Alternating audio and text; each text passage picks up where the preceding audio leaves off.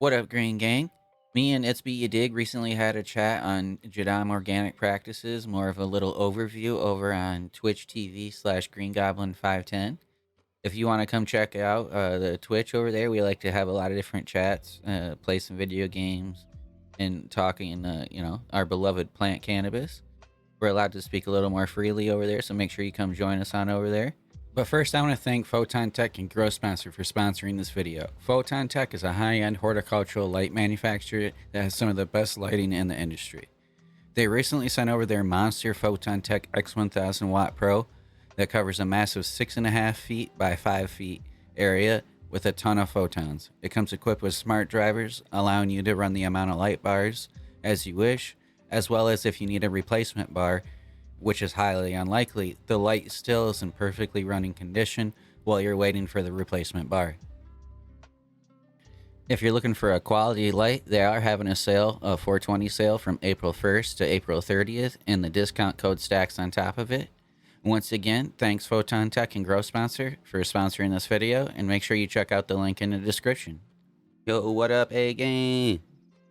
What Deja Blue? What up? What up? How's everybody doing?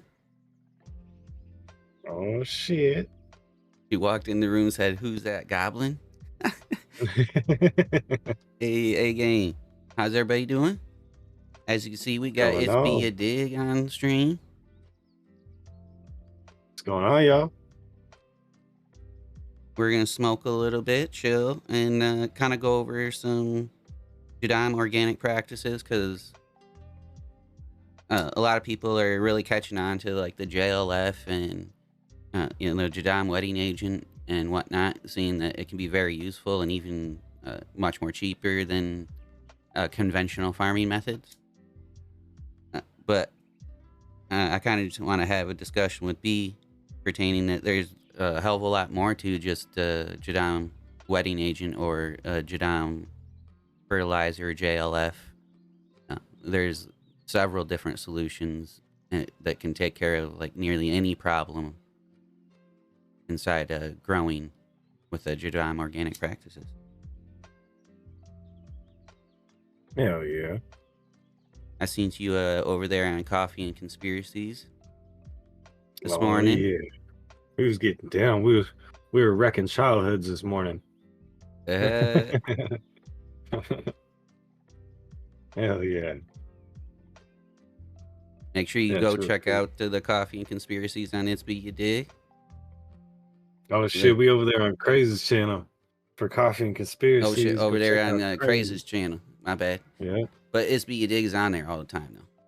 Oh yeah. Oh yeah. I don't know if y'all knew that. And that, yeah, hopefully Crazy's feeling much better. You could, do the rolling trade and whatnot. It's always there's always a little force missing in the streaming community when Crazy is down and out. Ain't that the truth? So what was you smoking on this morning? Oh shit. So the homie came over on the stream yesterday, right? And brought over a little goodie bag. Got some gelato and some runts. Hell I'm yeah. telling you, bro. So this dude, he kind of got me he got me thinking more about going organic, right? Because he was like, synthetic, bro, you're never gonna get what you want with synthetic. And me, I wanted some that was gonna. So I'm looking with my gardening style. I'm trying to grow enough to where I have, so that I don't have to go to a dispensary or hit somebody up and be like, bro, let me get some weed, right? Oh yeah. That's the main goal for sure. Self-sustainability, right? So he was like, well, yeah, you got to go organic. You're never going to achieve it with synthetic. It's possible, but it's going to take, a lot more. And I'm trying to, I'm balling on a budget. So, I got my limits. And organic, bro, I think I spent, no lie, maybe $150 on everything to make my organic soil, including the worms. Right? So I don't know if y'all seen my plants, but the things are huge. Right? Right? And it didn't take much. It don't take much at all. And even if you buy all your inputs, like from Down to Earth or Build a Soil or any of the dry amendment companies out there, um, you're still saving a ton of money, and it's still a much simpler process by growing organically. Now, Hell yeah. can you achieve the same results synthetically? And a lot of people ask me that question because I'm always pushing organic. And the fact of the matter is, yes, you can. If you want to put in $20,000 into your 10 by 10 grow room, you can. But you need to completely seal it off. You need to have CO2 enrichment. You need to have a dosatron, which is in itself is $1,500. You need to have all of these things so that you can dial it into 100% perfection to achieve that efficiency that people speak of when they're growing with synthetics. Now, a regular person growing with synthetics does not have all of that equipment to make sure that they're doing it 100% correct. So That's for it's sure. just so much easier instead of trying to be nature to use nature. Now, like he grows outdoor, right? And like he was saying when he came on the show, outdoor out here is perfect. You can grow outdoor and you can get some awesome results. Um, I'm in California, if y'all didn't know. But like the nugs that he get, I'm telling you, bro, like the lighter isn't dense enough compared to his nugs. Like the shit is fucking like dense. And I'm like, how do you do that? How did you get that? And they're big plants, right? And I'm like, how did you do that? He goes, organics. Yep. So that was one major factor in me switching to organic. And whether or not you're doing that outside or inside, the organics is just the plant can has the ability to reach its genetic potential. And it's a much easier way to get to that genetic potential as a gardener using Mother Nature because she's always trying to get to that in the first place. So if you just help her a little bit, she'll, achieve that perfect balance and the plants are just going to explode. Now, when you're controlling it with synthetics and you're divvying out each individual element and then measuring it and then mixing it and it's being pretty much IV fed into the plant. You're not even feeding the soil at this point in time. You better make sure that you're doing it absolutely correct or you're not going to have optimal results. You mess up a little bit, it can be very detrimental. And a lot of people go, hey, you can fix things very quickly in synthetics. And what we're about to talk about with Jadam Organic Practices is you'll be able to see that you can fix things very, very quickly in organic practices as well. But the con to that is that you have to make these solutions well ahead of time before you have that problem. At the beginning of the year, at the beginning of the growing season, you have to make all of these solutions so you have them on deck. You may not even use them, but you have to make them all because it takes 2 or 3 to 6 months to make some of these solutions. So, but they're very effective and they work instantly once they're made. Right. The fertilizers that we're going to talk about and the natural pesticides that we're about to talk about, they all work instantly once they're made. Okay. So like teas, when you brew the tea, you could use it right afterwards. You don't have to wait for it to settle down or anything, right? Oh, absolutely. And that's the thing is it might take you 24 to 48 hours to brew that tea, right? But the tea works as soon as you put it into the soil. It's not, oh, it's going to take another 3 or 4 days for that tea to continue to break down in the soil and blah, blah, blah. No, the whole point of making the tea is that most of the nutrients were already pre-digested in the tea. Hmm.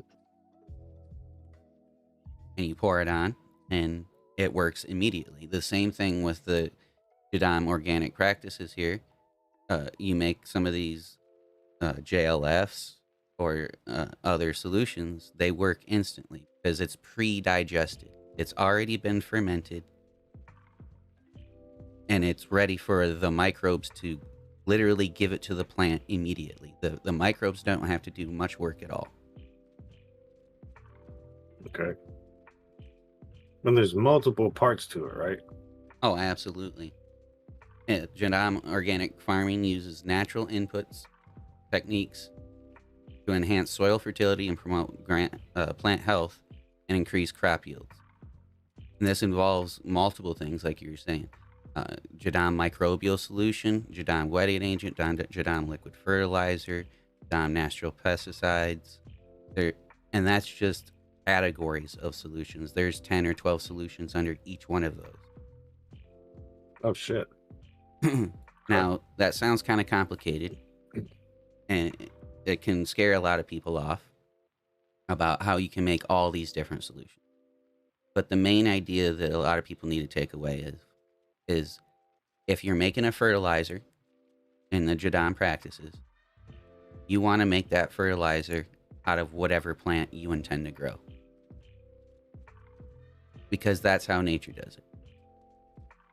Okay. So like if I'm doing like cannabis, I would want to use like cannabis pieces or like cannabis Absolutely. leaves and whatnot. Cannabis Okay. pieces, cannabis leaves, even little buds that you lollipop off in flower, all of it. Okay. And you can use that to make the fertilizer. If you're growing grapes, you want to use the grape leaves, the grape fruit, to make the Jadam fertilizer. Now, you can use other crops to feed other crops, but in general, you want to use the same type of crop to feed the crop. So, Okay. like, you don't want to use nightshades to feed herbs. So you don't want to use tomatoes and potatoes and things like that in the nightshade family and make a JLF out of that and then feed an herbal garden with that. Gotta kill it, right? It won't kill it, but it won't give it what it needs completely. Oh, okay. Okay. Yo, shout out for the follow, SB. Oh, what's going on, brother? And then, and like if we think about it in nature, a tree grows, the tree never moves. It's stuck in its spot, right? It drops the leaves right where it grows. Those All leaves right. decompose and then feed the tree again. Yeah. So it's feeding itself with its own crop. So all we're doing in the Jadam practices is we're always looking to nature to figure out how we should grow our food and medicines. Okay. So we want to use as much Replicating. crop residues as we can from the crop that we're growing. We also want to use some diverse wild grasses because that will bring in some diverse microbiology. And that's what we'd like to use. And this all follows the soil food web, which I've talked about a few different times. I know a lot of different YouTubers and content creators that talked about the soil food web, but the main reason a lot of people talk about the soil food web is because when you're growing in a natural farming system, whether it be a Jadam or a no-till or whatever you want to call it, you're always following the soil food. Okay. And Makes sense. now, Jadam And- also, like I was saying, covers a lot of natural pest control methods. And if you do get the Jadam Organic Growing book and the Jadam Organic Pesticide book, it is a full service set of information. It will tell you how to get rid of any and every bug and take care of any and every nutritional problem that you may have in your garden. And all of these okay. things are things that you can make at home without lots of expense. Now, And then at the end of the day, we'll have to spend some money here and there Oh yeah, you're always gonna have to. But this is But the then natural cheapest. pesticide, you could use that on any garden, right? Oh, absolutely. A Okay. cannabis garden, vegetable garden, trees like nut trees, citrus garden. Like if you have a farm that has a ton of macadamia nuts, you can use this stuff. If you have a farm that has a ton of citrus, you can use stuff. If you're an apple grove, you can use stuff. So yeah, it works It's all on natural. everything. Yeah, all natural, and everything's made from other plants. Oh, shoot. See, that got me switching over to organic. I'm learning a whole bunch of new stuff. And then the another last process of what Jadam organic farming entails is they like to use renewable resources such as rainwater harvesting, solar to have a pump run and feed their crops. You know, all the different green technologies that you could think of, they're going to try to incorporate to make it as self-sustainable as possible. So they don't have to count on a grid or count on uh, an electrical pump running from the grid. They have their own generator, they have their own solar, they have something. And like I said, a lot of times they'll be collecting rainwater because a big portion of all the solutions that you make in the Jadam practice is you need to use soft water for everything.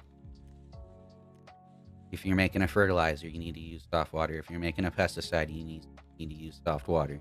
And that just means water devoid of minerals. And rainwater happens to be a natural source of soft water. So Didn't know that. a lot of Jadam practitioners collect rainwater. Now it also emphasizes like traditional farming knowledge and practices that are harmonious with the environment in the community. And that means, just like we were stating before, reusing a lot of the stuff that the community uses, the composting a lot of the leftover foods from the community and reusing that to grow more food for the community.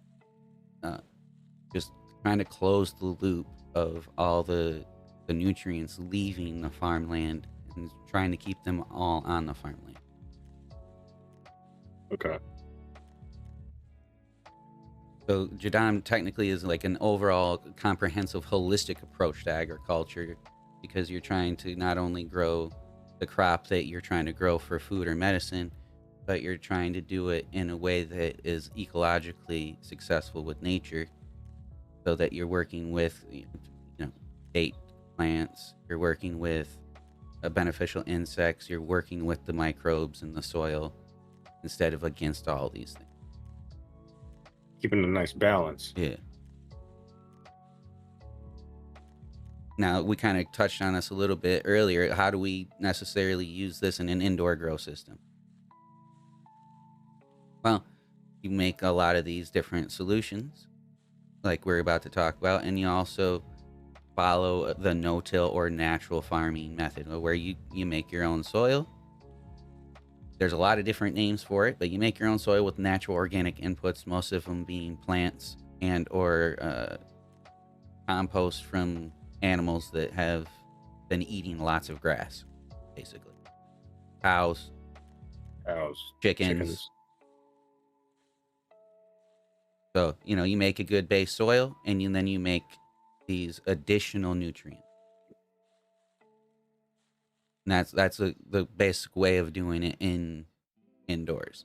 Now, a lot of people have the question of what's the difference between KNF and Jadam? Because there's Korean natural farming and there's Jadam. And technically, that's from the same family. The same family came up with both of these things.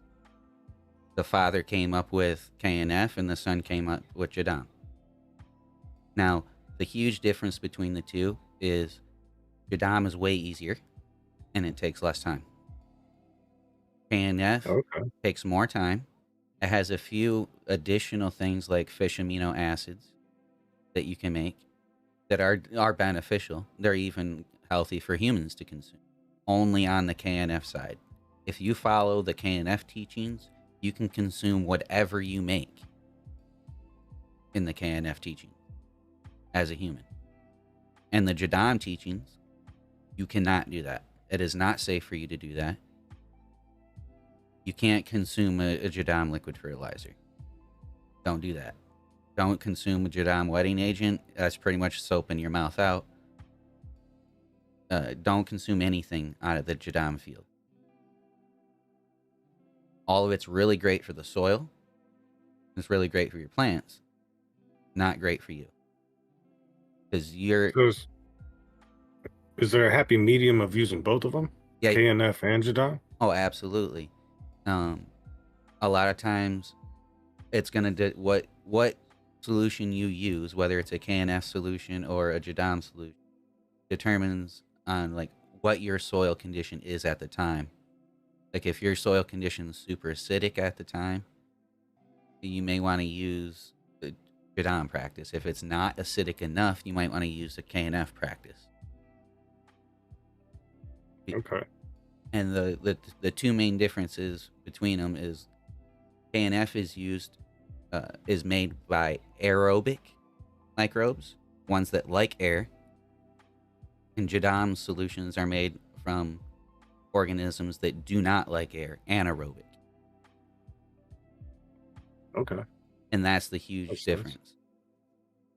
Now, there's a lot of anaerobic microbes in our soil, and that's not a bad thing, because the ones that we brew up in our compost teas and the ones that everybody say are safe and that you should use are the ones that live in the top 5 centimeters of your soil. They only live in the top 5 centimeters. So the recharge, the compost teas, all those things that you're doing and using is affecting the top half an inch. Okay. Because those microbes like air. The ones that Jadam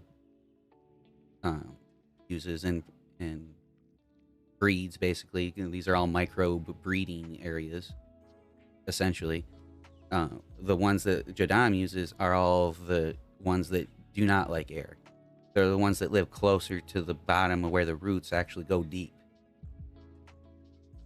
So you get a good benefit from them as well. So if you have complete shit soil and it's been a desert, there is no real structure to the soil whatsoever, you're going to want to start using some KNF practices by bringing in lots of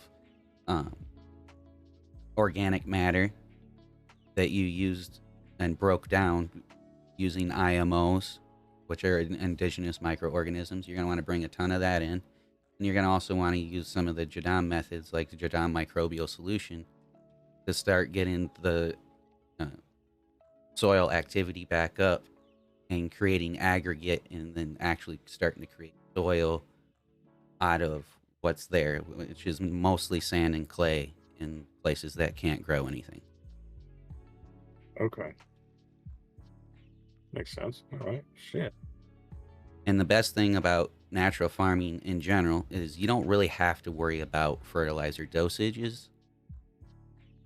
You do have to worry more about the pesticide dosages a little bit. Okay. Even on the natural stuff. Now, the reason you don't really have to worry about nutrient dosing so much is because you're feeding the microbes. In a lot of different channels that said this, you're feeding the microbes and you're feeding the soil, you're not feeding the plant. And that is truly the case when you're using a Jadam liquid fertilizer, you're feeding the microbes. Now, the only time that it's not the case is if you make fish amino acids or you ferment anything that's high in proteins and fats. That is going to create lots of nitrogen and amino acids that possibly could actually burn your plant. Oh, okay. So there are a couple of solutions that still can technically burn your plant if you use a lot of them. And that's the ones made from fish, or the ones that have protein or fats that have been fermented. So if you fermented like peanuts, It's filled with oils and fats and proteins, and Hmm. it's actually really great. But you're going to want to use less of that because there's going to be lots of amino acids and readily available nitrogen. Okay. So like a fish emulsion kind of thing? Hmm. That would be a lot really fatty, Exactly. right?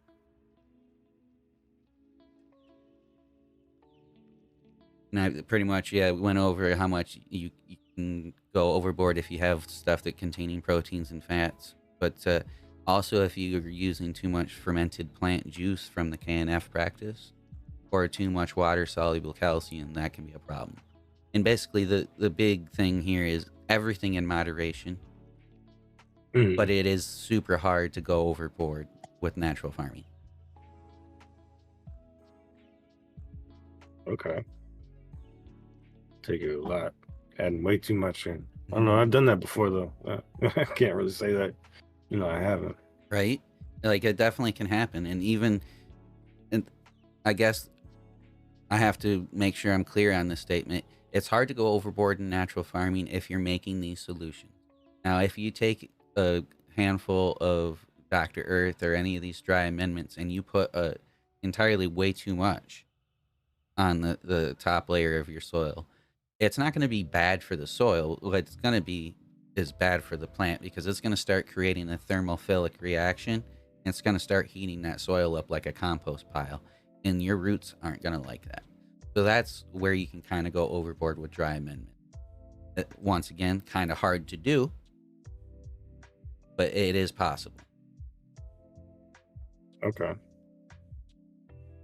Yeah, I was talking. I should have added all this rock phosphate in. Uh, should have did it, but I only added in part of it. That's all right. You can make some, feed it to the worms every so often, and it will slowly work into your system. You know what I mean? Nice little top dress for him. Yo, D Jolly, we the holic. What up? What up? It's going home, fellas. Now, a lot of people ask, where am I going to get a lot of this material to make these solutions? Because you might be growing, hell yeah, D Jolly. You might be growing only a few plants. So, how am I going to make these solutions when I don't have much organic material to make these solutions? Well, that's where the use of cover crops, aka growing crops that you're going to use for fertilization, comes into play. You can go out, you can harvest a lot of these things from the wild, like dandelions, wild grasses, and things like that, and make JLF out of that. And it will be Hmm. really great stuff. And the main goal is when you go out to search for this material, is you want to look for material that's growing fast and it looks like it's doing well. Right. You don't want to get something that's diseased. Even if it's diseased, that's not a huge problem. But you want, like, even if it has bugs on it and shit, that's not even a big problem. But if it's growing fast and the plant itself looks like it's like thriving, even if there's bugs on it, that's completely fine because they're going to be smothered and killed. You just want things that are really healthy because it achieved its optimal balance of nutrition. Okay. So if Makes you got sense. really healthy wild grass or really healthy dandelions that are flowering and everything, it pulled up potassium, calcium, nitrogen, phosphorus. It pulled up everything it needed to make that plant healthy, and that's all in that plant. And all you have to do is extract it to give it to a different plant. Ah, okay. So within combination of wild grasses and weeds, you use the crop residues, aka defoliated leaves, little buds that you take off when you lollipop, and you make a JLF out of those things. You're going to have a perfectly balanced liquid fertilizer. Okay. And that's what a JLF is. Now you can get pretty crazy with it, and if you want to, you can get very specific. You can do strawberry JLF, orange JLF, horsetail JLF, and that'll be lots of silica in the horsetail. A comfrey JLF. You can be specific, and then you can start being just like the synthetic guys and go, hey, I have a solution for everything. Yeah. Personally, I don't like that method, and that's not what Jadam really teaches. It teaches use exactly what you need and nothing more. So if you're growing strawberries, make a strawberry JLF. If you're growing cannabis, make a cannabis JLF. And granted, you're not going to have all the things you need out of just the strawberry JLF and just the cannabis JLF. And that's where the wild grasses and cover crops come in. So you take those wild grasses and cover crops, mix it in with the crop that you're trying to grow, make a JLF. You have a nice balanced nutritional solution. Now, sometimes if there's some side cases where you do need to make the specialized ones because you need an extra boost in potassium because your soil has been deprived of it for 100 years, and there are situations. But if you're building a soil, it's going to have all the stuff it needs initially, and you just need to continually replace it as you harvest plants out. Okay. And that's why we like using the crop residues, is because we're trying to keep all the nutrients in a closed circuit in our own farm to be able to not have to buy so many things. Keep all costs in house. Mm-hmm. And that's the sad thing, is a lot of the traditional conventional farmers out there believe that you need synthetic nutrients to have large plants and to create a profit. They believe that you need these expensive chemicals in order to protect their crops. They believe that they need these $500,000 to $1 million tractors to be even competitive with other farmers. And that's just not the case. It's just not the case. No. Mother Nature's been doing this since way longer than we have, Right? So, making these different solutions, gathering the materials up isn't too hard.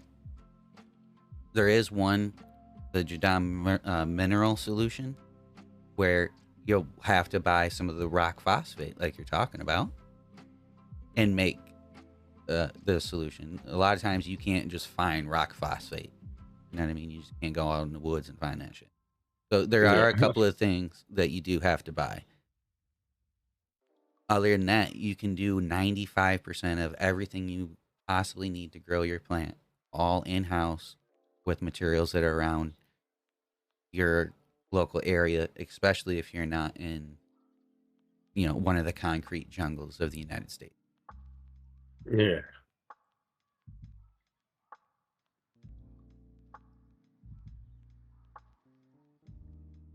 Like I did say a little bit ago, there are a ton of different specific JLF recipes, but they're not a necessity. These are additional things.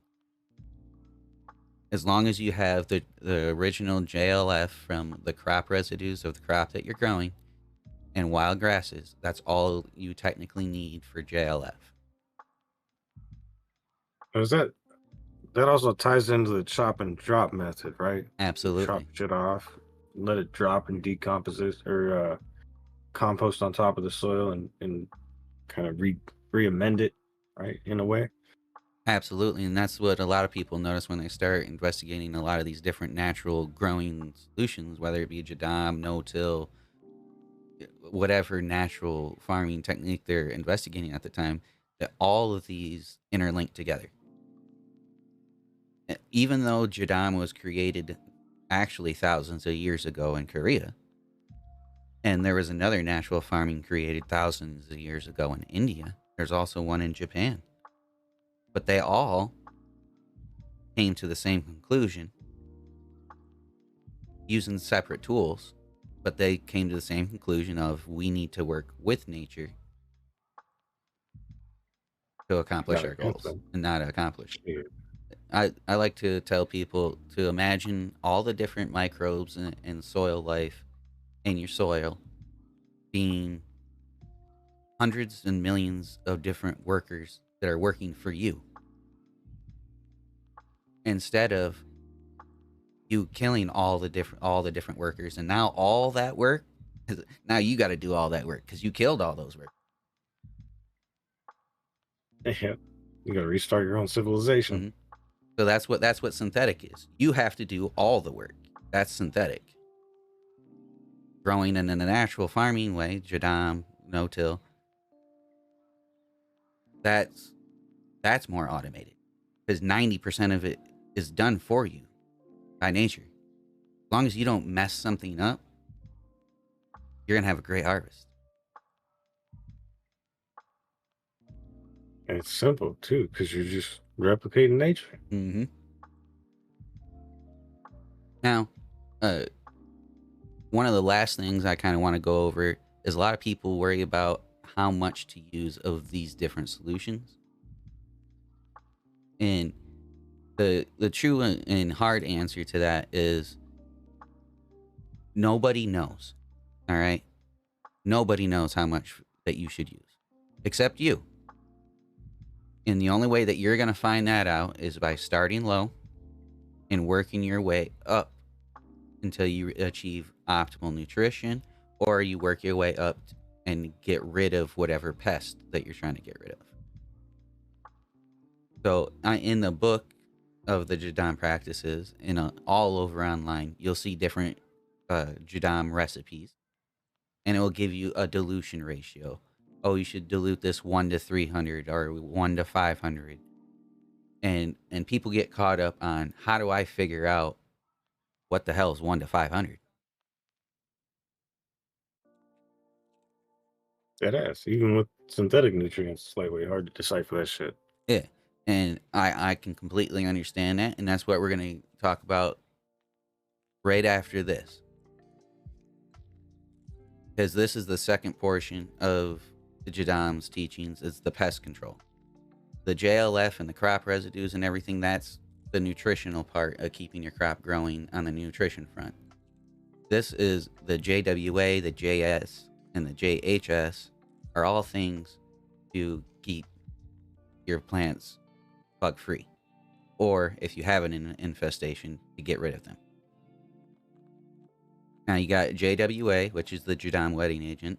You got JS, which is Jadam sulfur, and you got JHS, which is Jadam herbal solution, which is typically made of ginkgo in Korea because they have a lot of ginkgo plant. But here we can use oleander or bracken. Both things grow quite readily in the different forest areas that we have in the United States. So you can use those two herbs as the Jadam herbal solution. And basically what Jadam teaches is you make all three of these solutions, and depending on the problem that you have, you mix these in different concentrations. So if you have a powdery mildew issue, you'll take some JWA and some Jadam sulfur because that's good at fungicide and it's good at germicide. So Okay. you'd mix the JS and the JWA, and you'd spray Hmm. that, and it would take care of your powdery mildew because it's going to kill the fungal infection of powdery mildew. Now, if you have a bug infestation, you're going to want to use all three of them: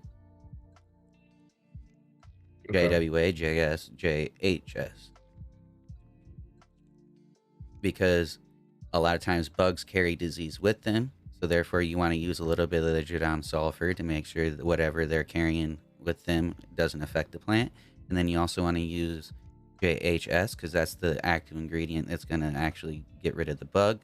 And then you want to use JWA all the time, no matter what you're spraying, because that makes sure that it adheres to the plant and sticks to it and delivers that JHS or JS to the bug and or plant. Instead of it just, forming a water drop and then falling off. Yep. Yeah, because a lot of people know if you take just a spray bottle and just spray your plants, you see a bunch of water just beat up and roll off, and the plant doesn't really get wet. But if you use JWA or a wetting agent of some kind, you'll notice that it covers the plant much more evenly, and the water just kind of gives a shine to the entire plant because it's actually the plant's wet now. This here is a picture of them making some Jadam herbal solution in Korea. This is the ginkgo plant. And basically the way you make Jadam herbal solution is super simple. You get a bunch of the herb, whether that be the ginkgo or the bracken or oleander that we can get here, and you boil it. That's it. There's nothing else you got to add to it. That's it. That's it. You just boil it. Now you do boil it for 3 to 4 hours. So it's like a long ass simmer boil. But you just boil Like it. slow cooker. Yeah.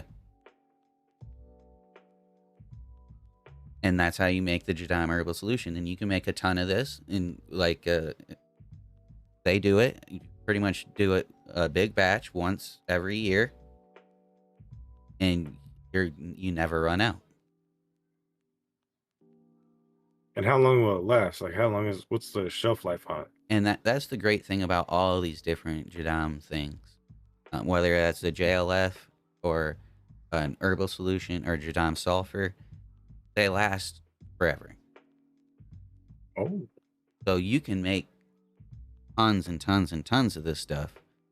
And as long as it's not getting battered by the sun all the time, it will last a really long time. Because sun degrades nutrients. That's just, and at the end of the day, the sun degrades nutrients. That's why we get decomposition. Oh, yeah. But yeah, a lot of these last forever, like literally forever. The only ones that don't is like the JMS, which is the Jadam microbial solution. You have to make that and use it, just like a compost tea. Mm-hmm. You got to make it. Okay. But it's that simple. Just that simple. Put it in there, boil it, and you're good to go. Now, Jadam wetting agent is relatively simple to make as well. I got a couple of videos on how to make it. You can make a smaller batch, a 5-gallon batch, or you can make all the way up to a 32-gallon batch. Even a 32-gallon batch costs like $150 to make, and it's going to last you a long ass time. Because all of these things. If y'all don't want to make it, go hop on Goblin's store and go check it out. Appreciate you, brother. Keep the info coming. Hell yeah, Craft Grow, no problem. Yeah, if you guys want to check it out, I do have some of the Jadam wetting agent on my store. If you type in exclamation mark merch in the chat, it'll bring you right there. But if you don't want to purchase any, it is super easy to make. And it's really great to use even on its own when you spray, because even on its own, it can take care of some like aphids and some soft-bodied insects without anything else. And I know I've had quite a few insects on my plants in my day. Mm-hmm. And that's always disheartening when you grow this plant for months and months, and you're like, oh, we're about to get right to the end portion and reap the rewards and shit, and you're like, oh, there's bugs all over me. Those motherfuckers. But yeah, the Jadam wetting agent's dope. You can use it to also like clean things in your house if you want. It's pretty much super concentrated soap. You cut it down a lot. You can take 10 or 15 milliliters of it, put it in a spray bottle, fill that spray bottle the rest of the way up with water, and you can just clean stuff with it. And when you do use it for plants, you dilute it quite a bit as well. So a little goes a long way with the Jadam wetting agent.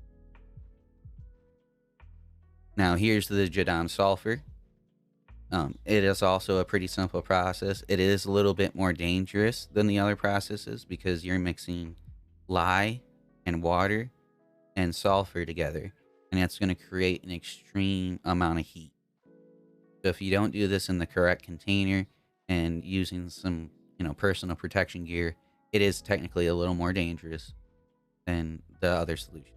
But once the solution is made and finished, it's completely safe for pets, for humans, for nature.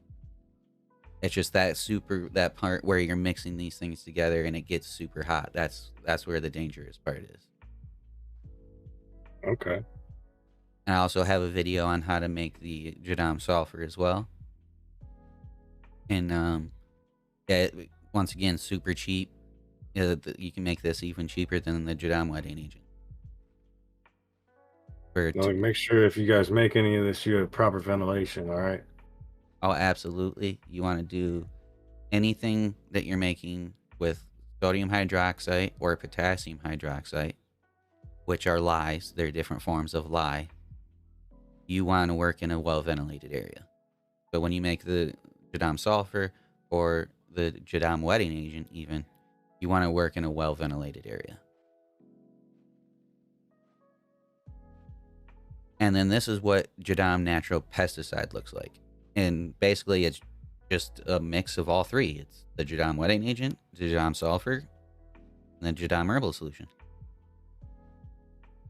So with this one solution, you'll be able to take care of hundreds and hundreds of pests that could be affecting your farm or garden. And if you need a specific one for a specific pest, and that's why I kind of really push the books kind of hard, because it's not that the information is just really great, but if you get the Jadam Organic Pest Disease Control book, over 90% of that book are just full color pictures of pests and what you should do to combat each pest. So it's not just a great information of how to make these solutions, but it's how to identify the pest and what you should use for it. So I really like pushing the book. Even it's probably one of the best $100 you'll spend is if you buy the 3 books that the Jadam people put out. I spend $100 on a whole bunch of nonsense. And instead of doing that, it sounds like that'd be a way better investment. Oh, absolutely. And like I said, you go back to them again and again as a reference, because it's not like a book that you're gonna read once and go, okay, I understand the concept, I don't need to read it again. It's a bunch of reference material as well. Right. And then the last thing, a lot of, like we were saying earlier, that holds up a lot of people is measuring. And online, there's lots of different dilution calculators or tables and things like that, but it doesn't help people if they don't understand how to even use it. So when you see, we're going to go to this page here. When you see a Jadam recipe or any other recipe online that calls for a dilution, and it's saying you can dilute it 20 to 300 times, what does that mean? And that's where a lot of people get caught up. Now, just for a little run through, this is in US or imperial measurements, units.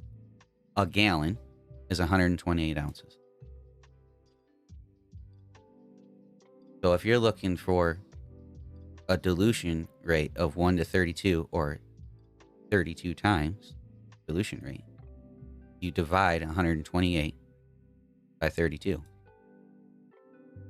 and you get 4 ounces. Ooh. So y'all see how simple that conversion is? It can be very simple, especially like if you just remember that 128, just remember 128 is a gallon. So if we go back to this and we go, okay, we want to make a gallon of this Jadam liquid fertilizer that's the strawberry version. And it's telling us we should dilute it anywhere from 20 to 300 times. And we go back to this chart here and we go, okay, 300 times. 18 liters is 5 gallons. So we would need 60 milliliters to achieve a 300 dilution rate on the metric side. But if you go to conversion,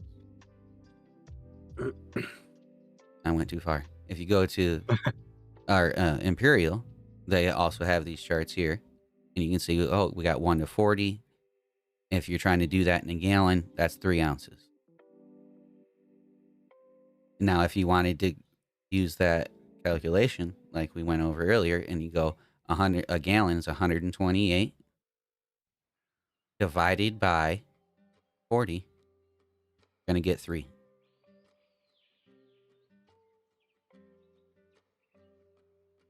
Oh, snap, son. So that works the same for metric as well. If you got 1,000 milliliters, you divide it by the 40, it's going to give you the dilution rate that you for 1,000 milliliters. So if we go back to the final example here, when you make the calculation and you find out I need 4 ounces for a gallon of liquid, you're going to measure out that 4 ounces, pour it in, and then add the gallon so that the total amount ends up being a gallon. Because if you take a gallon and you add 4 ounces to that, that's not the dilution ratio you're going for. No, now you're over it. Now you're over, yeah. So you want to add the amount in first, and then continue to add water until you get to that gallon. And then, as an easy way to extrapolate that, if you need to make 5 gallons, you can take 4 and you can times that by 5, so you need 20. I know a lot of this information was kind of like thrown out there, and it was kind of more of an overview, but I hope this gives people a little bit more of understanding that there's a lot more to Jadam than just a JLF or just a JMS, or just, some of these ones that we really like a lot, like a lactobacterial serum in the KNF labs. People always, oh, you should make labs. You should. But labs isn't the only thing, just like JLF isn't the only thing. And, JMS or JS. There's a lot of different acronyms, but they all link together. Yeah, hell yeah. Would you See, I'm gonna have to start implementing some of this stuff into my garden. Do a little bit more research on it and start brewing some stuff up. Hell yeah. And what's super dope is that you don't have to do all of it. You can just start implementing one thing at a time. And the whole goal is to be as most self-sufficient as possible. So you don't have to buy Dr. Earth bags of nutrients. You don't have to buy whatever spray that you need to have to protect your plants from pests. Because at the end of the day, those are all expenses that, goes into making your medicine or food. And if you can get the same results, and more often than not, better results because you're cooperating with nature, and spend less money doing it, that's the way to go. All natural too. All organic. You don't have to worry about, messing your plants up with a salt overdose or something like that. Right? Like you can definitely overdose on salt nutrient, and then you have to try to flush it out. And yeah, you could probably save the plant, but it's still, going to take a minute to rebound, and it's not going to do as well as it could have if it didn't happen. Yeah, I know my synthetic, when I was growing synthetic, it was like, something would always mess up towards the end of flower. And then it's like, well, never reached its full potential. Organic? No, we're gonna see how these earth boxes turn out. Oh, absolutely. And Deidre is right too. Like you can go overboard on JLF and some of these things. Like we said earlier, if you don't use in moderation, just like in life, things go out of balance.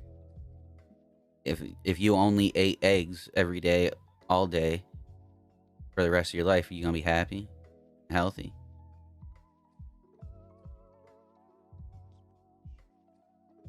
So too much of anything is not great. Got rice wash sitting in the tent. Nice. He's making some labs. That's what the rice wash is for. There we go. There we go. Yeah, I gotta brew up a nice little simple tea. I gotta start doing that after we get out of here. And here's another great thing that people can do. Super simple. You can do it too. Take a handful of the worm castings, a handful of the soil that you made up, put it in a 5-gallon bucket with some water, stir it, wait 6 hours, and use it. You don't need to buy an air pump. You don't need to have a special compost tea bag. You don't need any of this stuff. Just put the stuff in there, stir it, use it. Hell yeah. Can't get any simpler than that, huh? Shoot. The more and more that we try to complicate things and try to think that we know better than Mother Nature, the more often that we're not getting what we want. We try to grow a ton of monocrops and all in one spot without working with nature, and we're using synthetics. What happens? Bugs try to come in and take over the entire thing. Because there is... Yeah, they're killing the soil off too. And they're killing the soil off.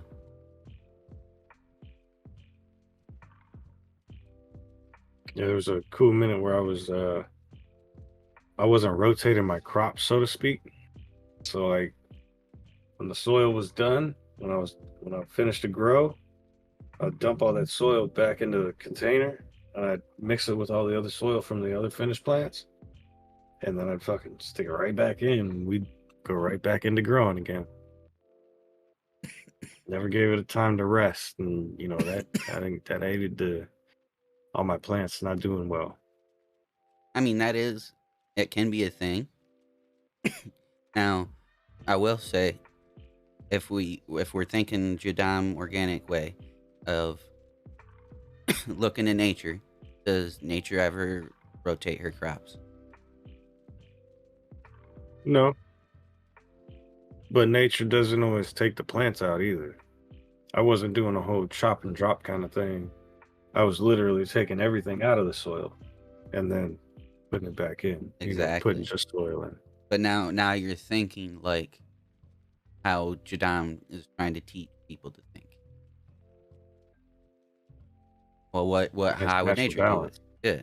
Well, nature would just drop the stuff there. And sometimes an animal would come by and take a fruit and walk away with it.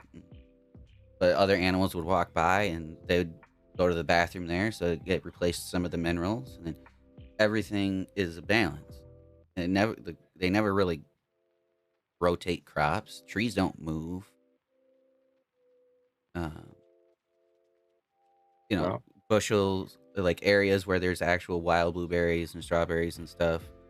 When holy, they don't necessarily move a whole lot. Granted, one season the strawberries will be over here, and the next they'll be 30 feet over here, but it's usually in the same section. Yeah, Mother Nature doesn't really crop rotate. We don't really need to crop rotate. You don't even really need to let your soil rest, and that's actually not the greatest idea. If you do not have a plant in soil,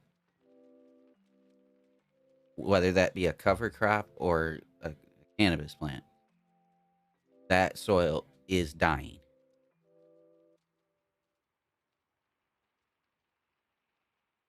Got all my soil in use for good. Now, it's going to take a long time, but a lot of those microbes are going to go dormant because there's no plants pumping down exudates into the soil to where the microbes can, be a part of the ecosystem. So they're just going to go to sleep until a plant does go in there. So the best way to go about it is, especially in an earth box or a raised bed or anything like that, is don't let it rest.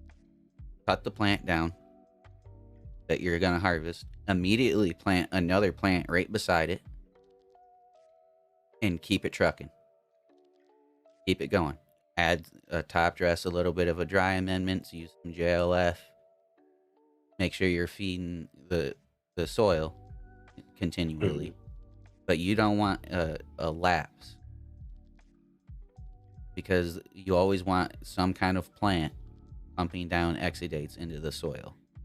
That's what's really feeding the microbes to a high level.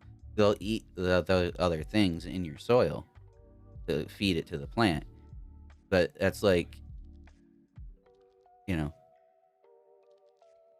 need your partner to do certain things, basically. You know what I mean? You can't do it on your own. So the microbes partner is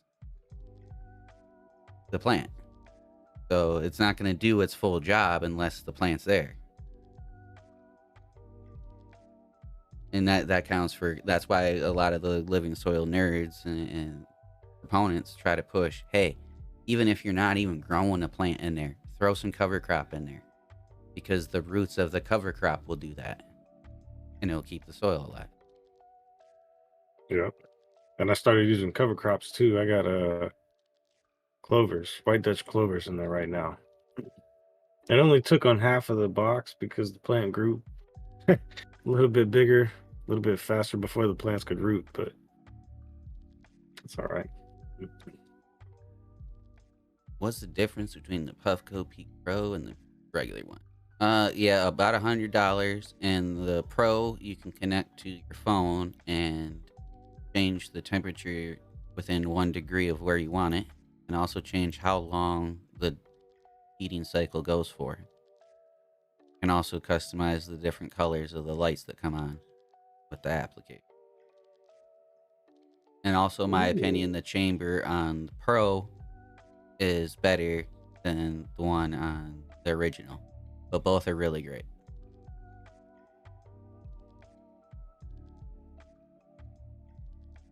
See, I don't have. I got the Carta V, but I broke it. I got to get a new bowl.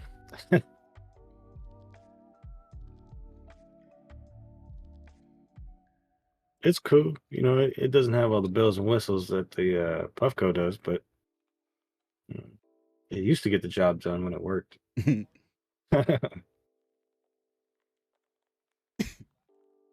Oh, absolutely, D-Jolly, I would. A little bit of JLF I would use in there. And that's the thing too, is like you said, you can definitely go overboard with it. And that's why you want to start low and work your way up. And just like kind of just like with synthetics, you don't want to necessarily feed every time you water, because kind of let the plant eat. Yeah, like, I guess a good analogy to think about is imagine your soil is your stomach. It is the analogy to your stomach, the soil. And if you put in too much soda and not enough water, your stomach's not going to be happy. And if you put in too much water in general, your stomach's not going to be happy. And if you put in too much bread, your stomach's not going to be happy. And but if you drink a couple glasses of water a day, and then you drink a soda, and you have a sandwich, your stomach ain't gonna care about that, because you mixed it up a little bit. And the same with the soil. And some days you'll eat more than others. Some days you'd be like, fuck, I don't even really feel like eating today. Yeah. So you kind of want to emulate that. Here's a lot of food. Here's some food. Here's no food for a couple of days. Here's a little bit of food. Here's a little bit more food. here's no food. But you gotta emulate that up and downs of exactly like how humans eat, because that's the same microbes that are in the soil are in your stomach and in your intestine. Oh, ain't that a trip, y'all? Over 80% of the soil microbes that we find in the soil also are in your small intestine and in your gut. And a lot of people that have uh, digestive issues, uh, ulcerative colitis, like different things, IBS, stuff like that, it's because they're actually lacking a lot of these organisms in their gut and in their small intestine. Because of the conventional farming method, we grow with synthetics. We grow with pesticides that kill all bad bacteria, but it also kills all the good bacteria. And then we wash that fruit or vegetable, and then we put it in the store, and then people buy it, they bring it home, they wash it again, and then eat it. And we expect that those microorganisms are still going to be there. No. But yeah, it's just not unless you're growing your own food in a living soil type situation and not washing your food to death, you are not getting the microbes that you once were 50 or 100 years ago. And this is why, as much as people joke on it and clown on it, because it's advertised a ton, probiotics are a necessity for 80% of people, because we are eating either fake food from boxes and cans, or the real food that we are eating is super cleaned to where we're not getting those organisms. So, probiotics, yogurt, kefir, all these things are on the rise, and you're hearing a lot about them lately because you pretty much need to eat these things in order to replenish the microorganisms that were once in our guts and in our small intestine, because we used to eat them and because it would come with our food. It doesn't come with our food anymore. No. Society tells you, you got all this dirt and grime on your food, you got to wash it off. Really, that's where all the good shit's at. When I was a kid, they used to be like, yeah, a little dirt never hurt. Now what do they say? Oh, wash that shit clean. D Jolly, a lot of the Jadam inputs aren't great to ingest, but a lot of the KNF ones are.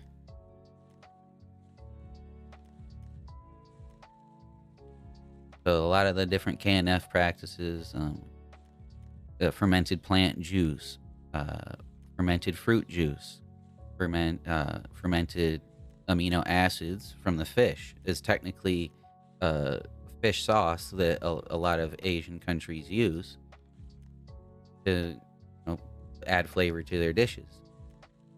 That's technically what it is. It's fish sauce. But you got fish amino acids that are, highly available and supercharge the microbes in your soil. But it's also actually really good for you as well. Amino acids are great for humans.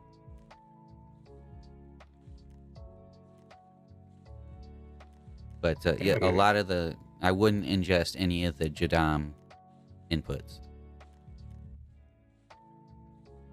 KNF is all right. Jadam, don't do it. Yeah, if you're making like a fermented plant juice with the brown sugar and the osmotic process where it pulls the juices out from the plant, if you're using that method, that's the safe one. If you're just putting the fruit in a bucket with water and letting that ferment, that's not the safe for humans. Okay. Here we go. Oh, yeah.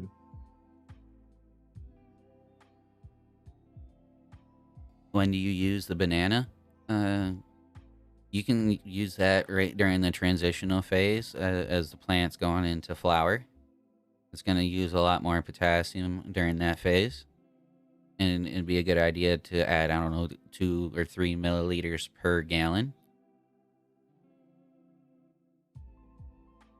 And that's the great thing about a lot of these inputs, whether it be a Jadam or a Korean natural farming input, is the longer that you have that input around, the stronger it gets.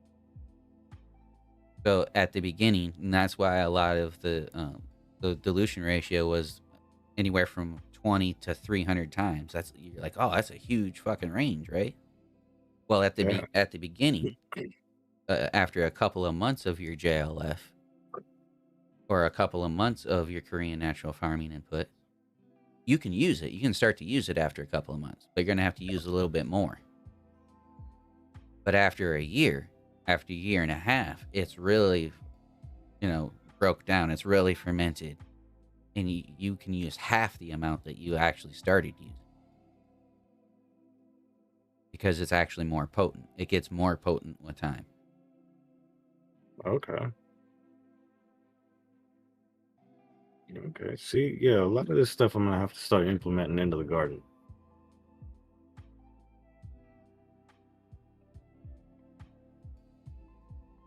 Yeah. Yeah, 2-week minimum, but honestly, I'd rather hear like a 2-month minimum. Give it time to really acclimate and solidify. Because within 2 weeks, it does pull out some nutrients from the plant material, but it's not a whole lot. And like you'll notice that the water barely even turned color or anything yet within 2 weeks. Okay. So like you can use it and it will provide some nutrition, but in my opinion, it'd be best to just wait a couple of months. And that's why like it's super great. Like right now, it's a perfect time to do this video because spring's coming in a lot of places. And a lot of grass is going to start growing quickly. A lot of weeds are going to start growing quickly. And this is the time you want to go and collect those things to make a JLF. Because when they're growing quickly and they have the morning dew on them, they're nice and healthy, they have all those microorganisms that you need on them. Because they're in the dew, they're on the plant. They're growing quick. You take them, and you make a JLF out of that, and you're harvesting that quick growth and all the nutrients. Because when you're doing this, you're not only getting vitamins and minerals per se, you're also getting enzymes.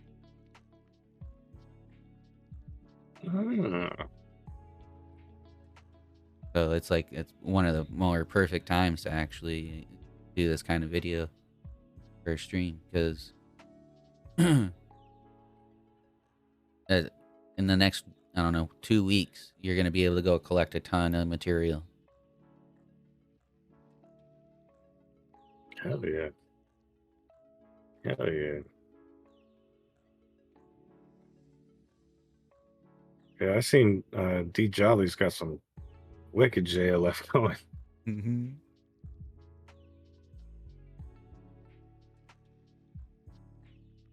Hell yeah, D Jolly. I'll have to check that out. B&B actually in a Discord thing right now, so if I go check it right now, it'll look really weird on the stream. Yep. I'm gonna disappear. It's gonna be all chaotic. Yeah,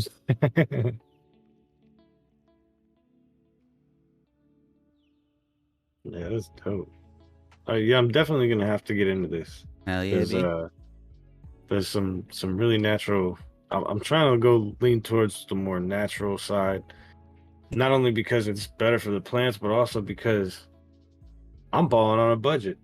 Damn right. It's like most other home growers out there, nobody's got that 10,000 to invest into a home garden. Well, I mean, I can't say nobody, but not many. I don't have it. Yeah, not many people. No. Yeah, not many people. So definitely going natural is letting Mother Nature kind of do the work for you. Seems the better route to go.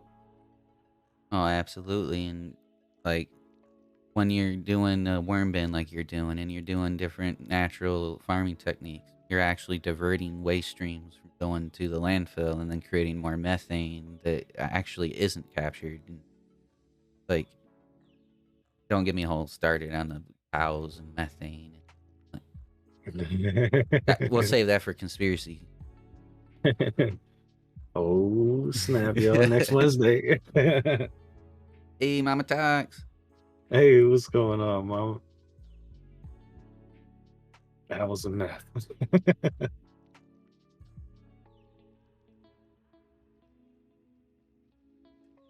Yeah.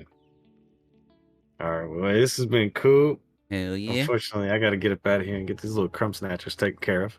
I feel that. I actually got to get back in the garden because I need to do a little bit more defoliation at those big girls. Those monsters. Yeah. Do you go in there with a machete every morning? Like, all right, what are we chopping down now? I got to check on these buds. Pretty much. I had to cut like areas in the row so I could actually walk in the row. That's crazy. Hey, and look, y'all, Goblin's not using synthetics. He's using organics. Yeah, I haven't used synthetics in 13, 14 years. I'm going to get there. I'm going to get there. I was lurking until I heard owls and meth.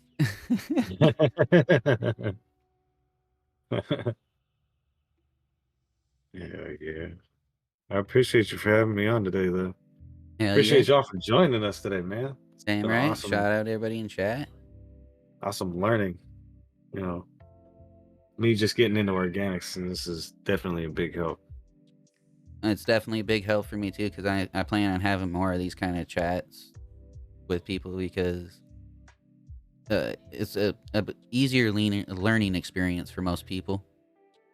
Yeah. When there's a chat happening, and then there's some reference material maybe, than somebody just talking to them. Yeah, for sure. Oh, for sure.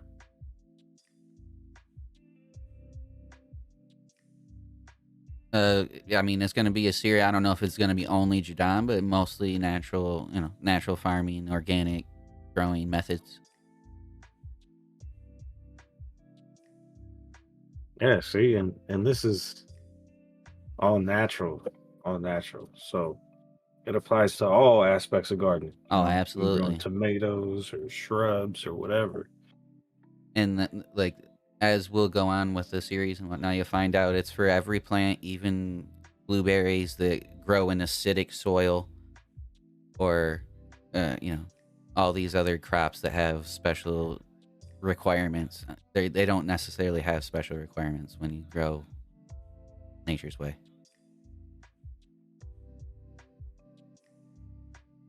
Okay, nice and simple. Well, hell yeah, B. Thanks for stopping in, being Hell yeah. almost a Appreciate little bit you of for an having me on. unwilling participant, and kind of be like, B, let's do this. But shoot, anytime, brother, anytime. get to your little rapscallions. Yep. These little crumb snatchers, man. Every time I get food out, the little ones always like, "Yeah, Daddy, what you got? Let me get some." Right? You always got something good. Yep. Hell yeah. Hell yeah. I appreciate you for having me on. Appreciate y'all for joining us, man. Absolutely. Shout out SB You Dig. Make sure you go check him out. He streams twice a week now. Tuesday through Saturday. Live every morning. Make sure you go check him out. And huge shout out to everybody in chat. Huge shout out to It's Be You Dig. Make sure you check out also the electrical discussion that we did. We're going to have a part 2 coming soon on that. And we'll see you, Coffee and Conspiracies, the Rolling Tray. You know, we'll be around Twitch. Oh yeah. Oh yeah. Hell Hey, yeah. shout out D Squad for the shout out. Hey, appreciate you. Make sure you give It's Be Dig a follow, and we'll see you on the next one, everyone. Hell yeah. Appreciate y'all, man. Later.